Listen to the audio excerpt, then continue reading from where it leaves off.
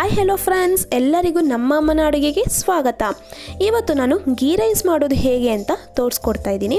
ಹಾಗೆಯೇ ಸಬ್ಸ್ಕ್ರೈಬ್ ಮಾಡ್ದೇನೆ ವಿಡಿಯೋ ಯಾರು ನೋಡ್ತಾ ಇದ್ದೀರಾ, ನಮ್ಮ ಅಮ್ಮನ ಅಡುಗೆ ಚಾನಲ್ನ ಸಬ್ಸ್ಕ್ರೈಬ್ ಮಾಡ್ಕೊಳ್ಳಿ.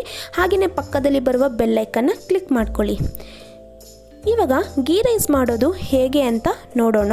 ಅದಕ್ಕಿಂತ ಮುಂಚೆ ಇದಕ್ಕೆ ಬೇಕಾಗಿರುವ ಇಂಗ್ರೀಡಿಯೆಂಟ್ಸ್ ನೋಡ್ಕೊಂಬರೋಣ.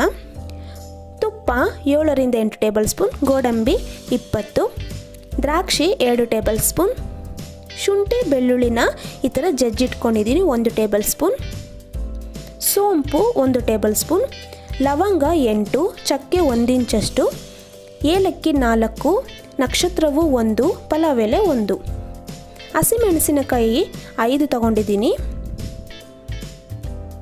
ಈರುಳ್ಳಿ 4 ಈ ಥರ ಉದ್ದುದ್ದಾಗಿ ಕಟ್ ಮಾಡಿಟ್ಕೊಂಡಿದ್ದೀನಿ. ಇಲ್ಲಿ ನಾನು 1 ಗ್ಲಾಸ್ ಅಕ್ಕಿನ ತಗೊಂಡಿದ್ದೀನಿ, ಬಾಸ್ಮತಿ ಅಕ್ಕಿನ. ಇವಾಗ ಒಂದು ಬೌಲ್ಗೆ ಹಾಕ್ಕೊತಾ ಇದ್ದೀನಿ.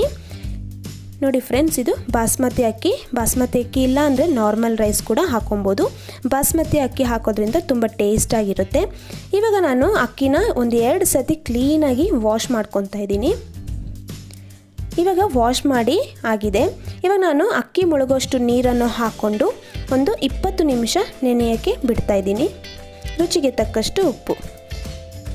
ಮಾಡುವ ವಿಧಾನ: ಸ್ಟವ್ ಹಚ್ಚಿ ಪಾತ್ರೆ ಇಟ್ಟು ಇವಾಗ ನಾನಿಲ್ಲಿ ತುಪ್ಪನ ಹಾಕ್ಕೊತಾ ಇದ್ದೀನಿ. ಒಂದು 4 ಸ್ಪೂನ್ ತುಪ್ಪನ ಹಾಕ್ಕೊಂಡು ಗೋಡಂಬಿ ದ್ರಾಕ್ಷಿನ ಹುರ್ಕೋಬೇಕು ತುಪ್ಪದಲ್ಲೇ. ಇವಾಗ ನಾನು ಮೊದಲು ಗೋಡಂಬಿನ ಹಾಕ್ಕೊಂಡು ಈ ಥರ ಫ್ರೈ ಮಾಡ್ಕೊತಾ ಇದ್ದೀನಿ.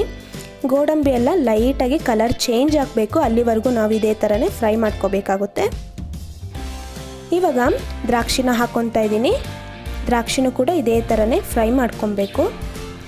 ನೋಡಿ, ಇದೆಲ್ಲ ಚೆನ್ನಾಗಿ ಫ್ರೈ ಆಗಬೇಕು, ಕಲರ್ ಎಲ್ಲ ಚೇಂಜ್ ಆಗಬೇಕು. ಇವಾಗ ಕಲರ್ ಎಲ್ಲ ಚೇಂಜ್ ಆಗಿದೆ. ಇವಾಗ ನಾನೊಂದು ಪ್ಲೇಟಿಗೆ ಟ್ರಾನ್ಸ್ಫರ್ ಮಾಡ್ಕೊತಾ ಇದ್ದೀನಿ. ಇದೇ ಥರನೇ ಎಲ್ಲನೂ ಎತ್ತಿಟ್ಕೊತಾ ಇದ್ದೀನಿ ಸಪ್ರೇಟಾಗಿ. ಇವಾಗ ಅದೇ ತುಪ್ಪಗೆ ಈರುಳ್ಳಿನ ಹಾಕ್ಕೊತಾ ಇದ್ದೀನಿ. ಇಲ್ಲಿ ನಾನು 2 ಈರುಳ್ಳಿನ ಹಾಕ್ಕೊತಾ ಇದ್ದೀನಿ. ನೋಡಿ, ಈರುಳ್ಳಿ ಎಲ್ಲ ಚೆನ್ನಾಗಿ ಫ್ರೈ ಮಾಡ್ಕೋಬೇಕು. ಈರುಳ್ಳಿ ಕಲರ್ ಎಲ್ಲ ಚೇಂಜ್ ಆಗಬೇಕು, ಅಲ್ಲಿವರೆಗೂ ನಾವು ಇದನ್ನು ಫ್ರೈ ಮಾಡ್ಕೋಬೇಕಾಗುತ್ತೆ. ನೋಡಿ, ಹಸಿ ವಾಸನೆ ಎಲ್ಲ ಹೋಗಿ ಕಲರ್ ಎಲ್ಲ ಚೇಂಜ್ ಆಗಬೇಕು. ನೋಡಿ ಫ್ರೆಂಡ್ಸ್, ಇಷ್ಟು ಕಲರ್ ಚೇಂಜ್ ಆಗಬೇಕು, ಅಲ್ಲಿವರೆಗೂ ನಾವು ಇದೇ ಥರನೇ ಫ್ರೈ ಮಾಡ್ಕೋಬೇಕು. ನೋಡಿ, ಈ ಥರ ಕಲರ್ ಚೇಂಜ್ ಆದ್ರೇ ಟೇಸ್ಟ್ ಆಗಿರುತ್ತೆ. ನೋಡಿ, ಇವಾಗ ಇದೆಲ್ಲ ಫ್ರೈ ಆಗಿದೆ. ನಾನು ಇದನ್ನು ಒಂದು ಸಪ್ರೇಟಾಗಿ ಪ್ಲೇಟಿಗೆ ಎತ್ತಿಟ್ಕೊತಾ ಇದ್ದೀನಿ. ನೋಡಿ, ಇವಾಗ ಇದೆಲ್ಲ ಎತ್ತಿಟ್ಕೊಂಡಾದ್ಮೇಲೆ ಇವಾಗ ಅದೇ ಪಾತ್ರೆಗೆ ನಾನು ತುಪ್ಪನ ಹಾಕ್ಕೊತಾ ಇದ್ದೀನಿ. ಇವಾಗ ನಕ್ಷತ್ರವು, ಚಕ್ಕೆ, ಲವಂಗ, ಏಲಕ್ಕಿ ಹಾಕ್ಕೊಂಡು ಲೈಟಾಗಿ ಫ್ರೈ ಮಾಡ್ಕೋಬೇಕು.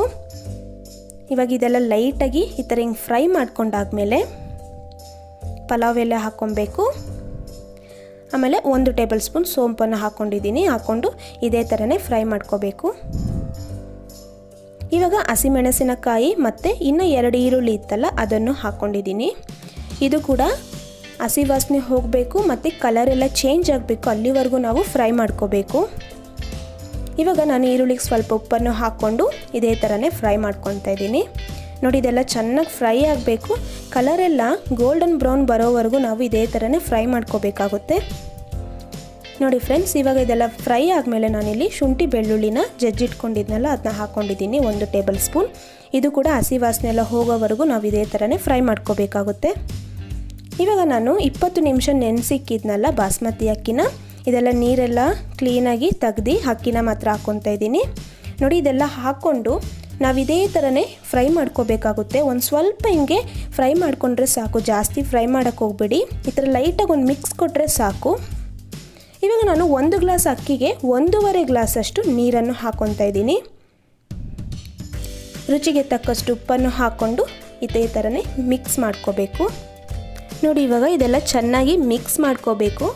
ಇದೆಲ್ಲ ಚೆನ್ನಾಗಿ ಮಿಕ್ಸ್ ಆದಮೇಲೆ 10 ನಿಮಿಷ ಬೇಯೋದಕ್ಕೆ ಬಿಡೋಣ. ನೋಡಿ ಫ್ರೆಂಡ್ಸ್, ಇವಾಗ 10 ನಿಮಿಷ ಆಗಿದೆ.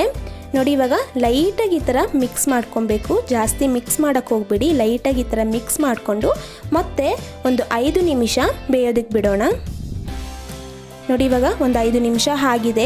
ಇವಾಗ ಇದ್ರ ಮೇಲೆ ನಾನು 1 ಟೇಬಲ್ ಸ್ಪೂನ್ ತುಪ್ಪನ ಹಾಕ್ಕೊತಾ ಇದ್ದೀನಿ. ತುಪ್ಪನ ಹಾಕ್ಕೊಂಡು ಲೈಟಾಗಿ ಹಿಂಗೆ ಮಿಕ್ಸ್ ಮಾಡ್ಕೊಬೇಕು. ಜಾಸ್ತಿ ಮಿಕ್ಸ್ ಮಾಡಿದ್ರೆ ಅನ್ನ ಒಡೆಯೋ ಚಾನ್ಸಸ್ ಇರುತ್ತೆ.